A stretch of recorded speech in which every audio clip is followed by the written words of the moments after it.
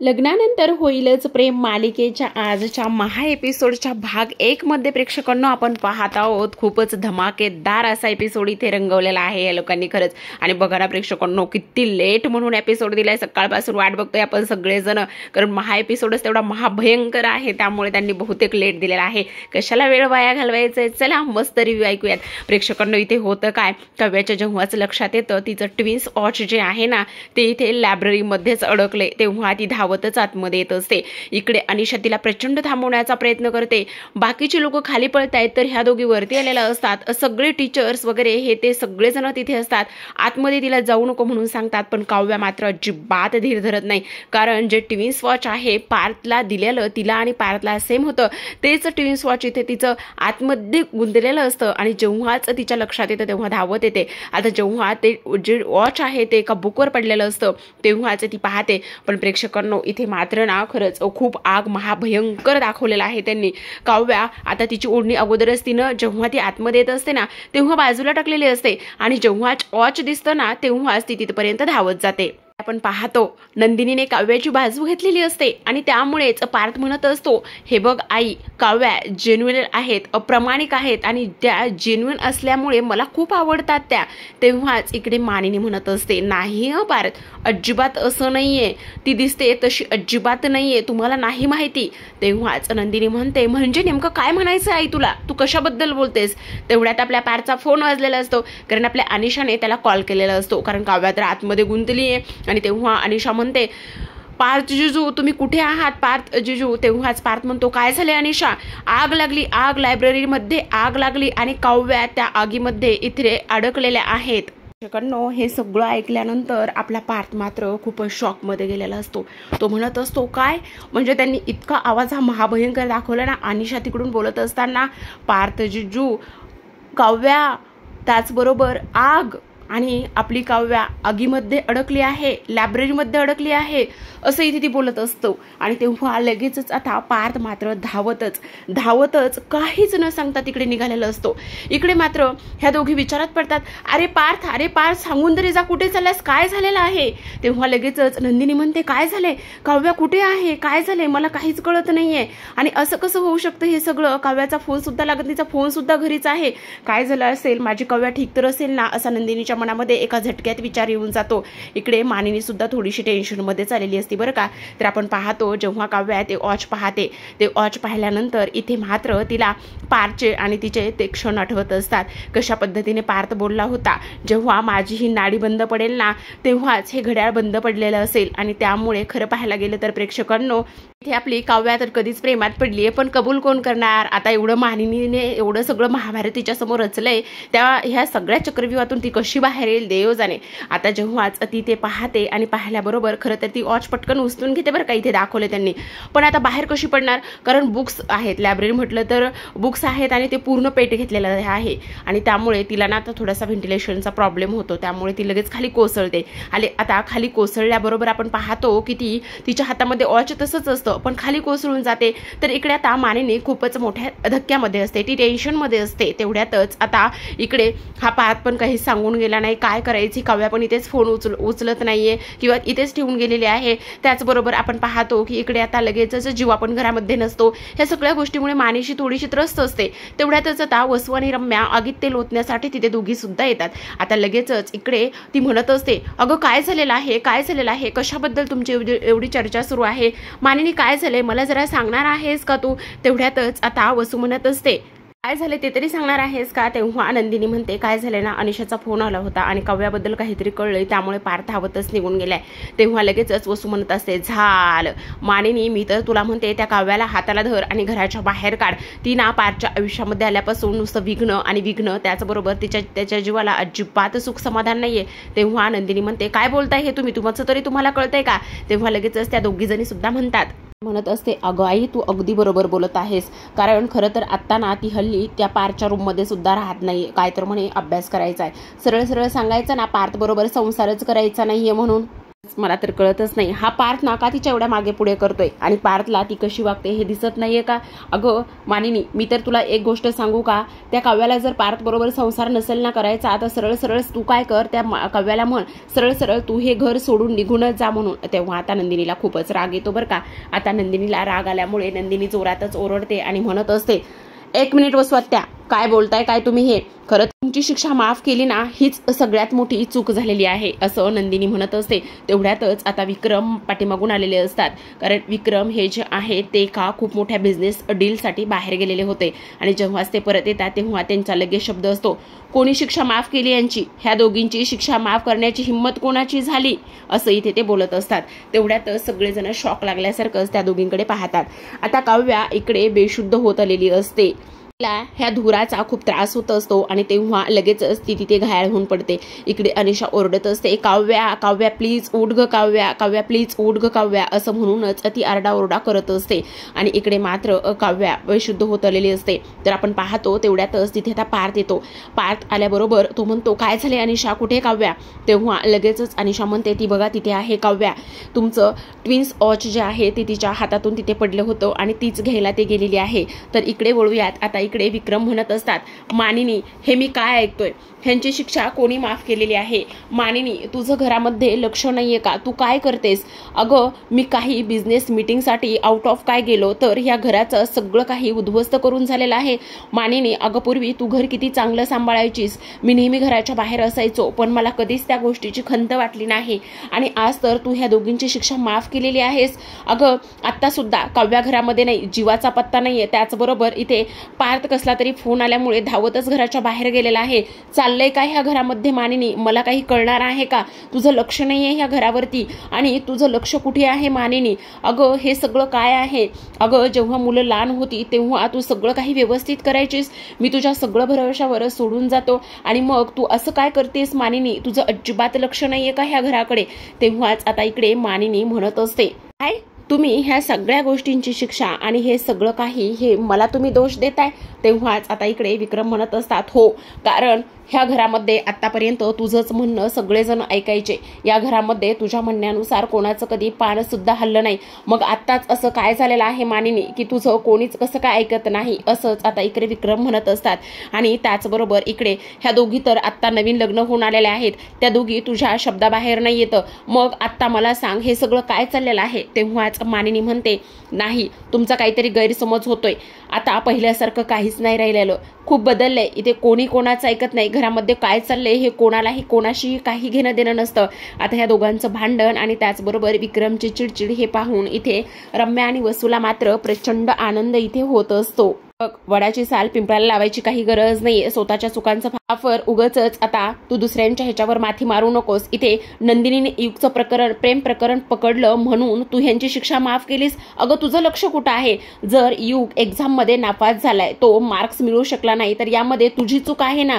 तू त्याचं प्रेम प्रकरण पहिलंच पकडायला हवं होतंस. तुझा मुलगा आहे ना तो. मग ह्या सगळ्या गोष्टीमध्ये नंदिनीची काय चूक आहे? बोल मानिनी बोल. आणि आणखी एक सगळ्यात महत्वाची गोष्ट आहे, सगळ्यांना बोलून घे. नंदिनी जीवाला ताबडतोब फोन कर आणि सगळ्यांशी मला संध्याकाळी ह्या सगळ्या विषयावर बोलायचं आहे.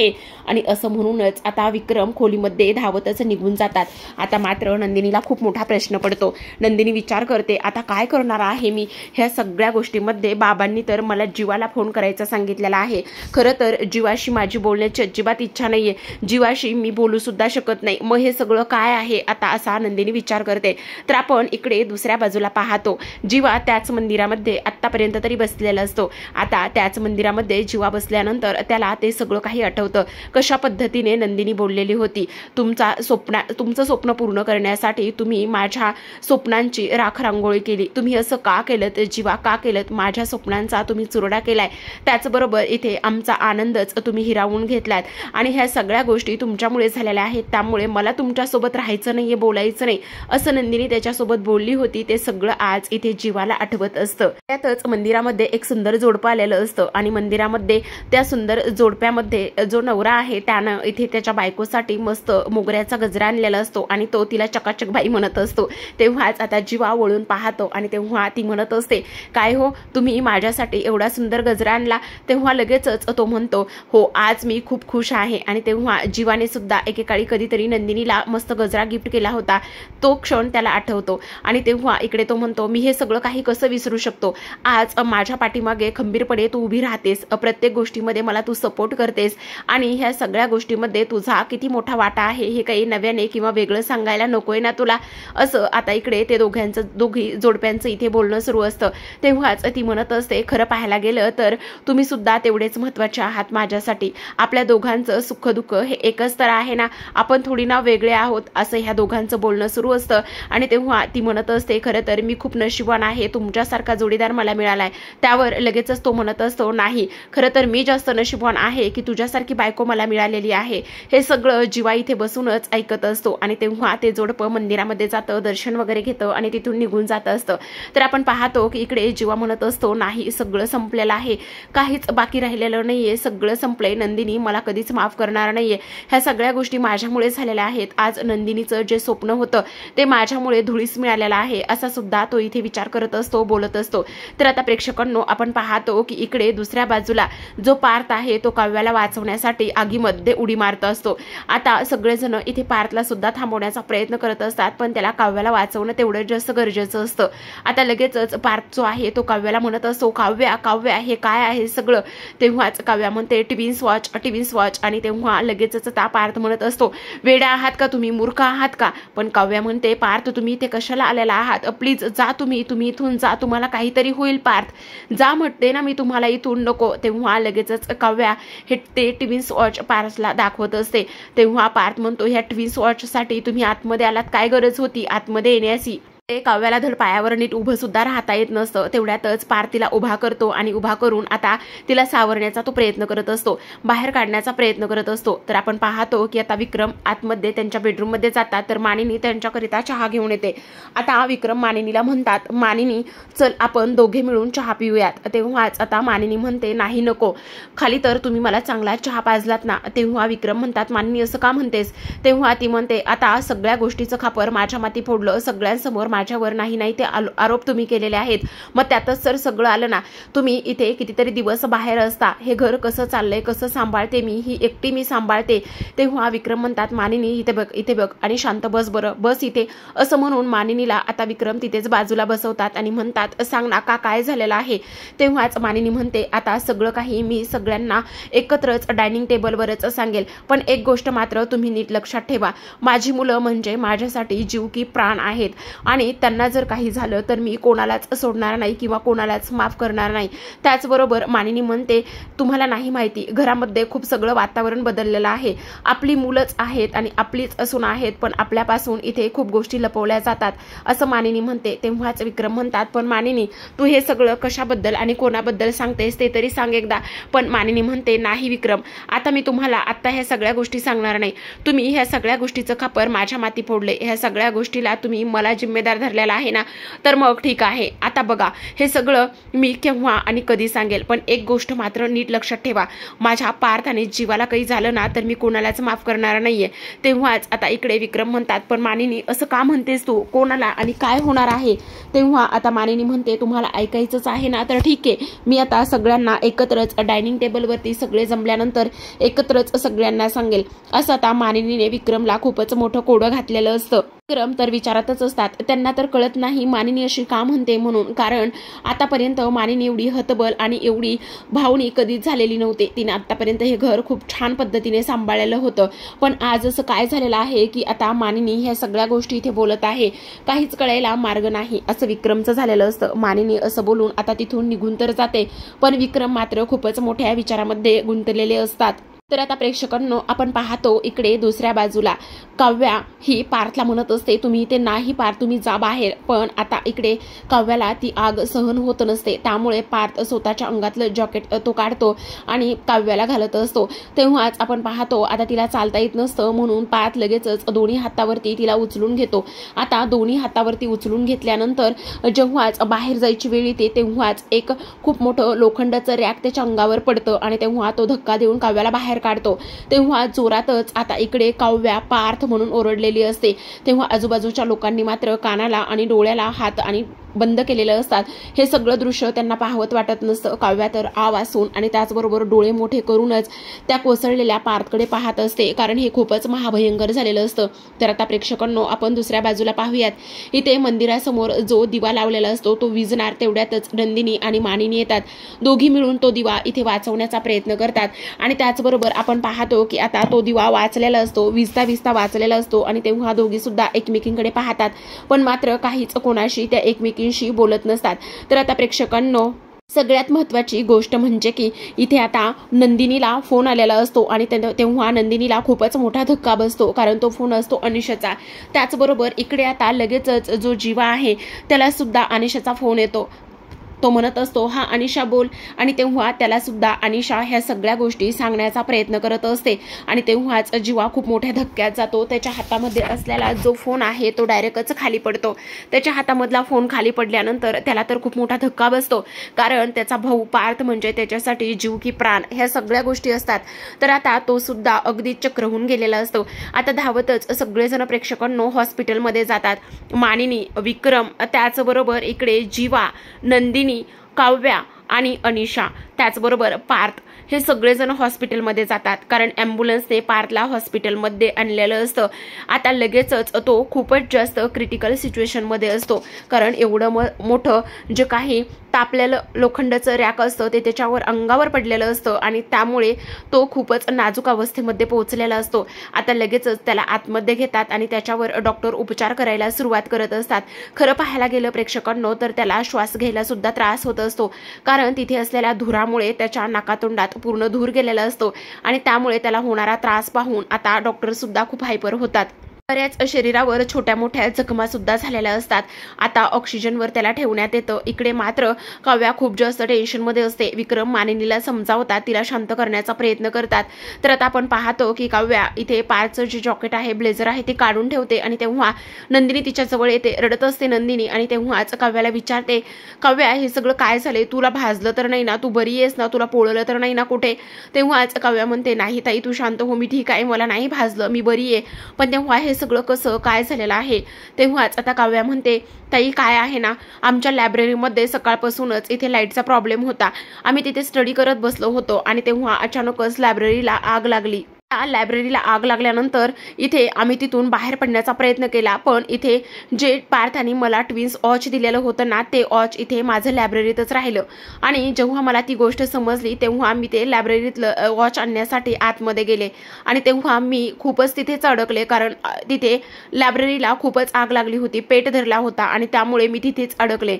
तेव्हाच मला पार्थ आले आणि पार्थने मला तिथून उचलून बाहेर आणण्याचा प्रयत्न केला आणि त्यांनी वाचवण्याचा सुद्धा प्रयत्न केला आणि तेव्हा लगेचच इथे मोठं रॅक जे आहे लोखंडी ते पडणार तेवढ्यात पार्थने मला धक्का दिला आणि ते मात्र इथे त्यांच्या अंगावर पडलं. ताई पार्थ बरे तर होतील ना ग? तेव्हाच नंदिनी म्हणते काव्या तू काळजी करू नको, सगळं काही ठीक होईल, अजिबात काळजी करायची काहीच गरज नाहीये, समजलं तुला, शांत हो. तर आपण इकडे पाहतो की आता जेव्हा ही गोष्ट इकडे रम्या वसूला समजते लगेचच रम्या धावतच हॉस्पिटलकडे जायला निघत असते, पण इकडे मात्र वसुंधरा तिला तिथेच थांबवते. तिला ती म्हणत असते वेडीस का रम्या, अजिबात तुला कुठेच जायचं नाहीये. अगं तेव्हा रम्या म्हणते नाही आई नाही, पार्थला मला पाहायचंय, पार्थची ती अवस्था मला नाही पाहवणार, मला त्याला जायचंय, मला त्याला भेटायचंय, त्याची अवस्था मला नाही बघवणार, माझा पार्थ बरा तर असेल ना ग? तेव्हाच आता वसू म्हणते वेडीयस का रम्या तू? अगं ती सगळी लोक तिथे हॉस्पिटलमध्ये गेली आहेत आणि जर आपल्याला त्यांना तिथे येऊ द्यायचं असतं तर त्यांनी आपल्याला त्या गोष्टी सांगितल्या असत्या, आपल्याला बोलले असते की नाही? मग तू जर आता तिथे गेलीस तर त्या लोकांना अजिबात आवडणार आवडणार नाहीये तू तिथे गेलेली, प्लीज रम्या जरा शांत हो, वगैरे वगैरे हे सगळं काही ती बोलते. आता ह्या सगळ्या गोष्टी बोलल्यानंतर आता रम्या म्हणत असते नाही मला जायचंय तिथे, माझं पार्थवर खूप प्रेम आहे. तेव्हाच आता ती म्हणत असते वेडीएस का, अगं तुझं जरी पार्थवर प्रेम असलं तरी सुद्धा त्याचं थोडी ना तुझ्यावर प्रेम आहे, मग तू कुठे निघालेली आहेस, अजिबात कुठेच जायचं नाहीये असं इथे आता ती बोलत असते. तेव्हाच आपण पाहतो प्रेक्षकांनो की इकडे ती म्हणते नसू देत, त्याचं जरी माझ्यावर प्रेम नसलं तर माझं खूप प्रेम आहे ग त्याच्यावर, प्लीज तू नको असं करूस, मला जाऊ दे ना आई, जाऊ दे.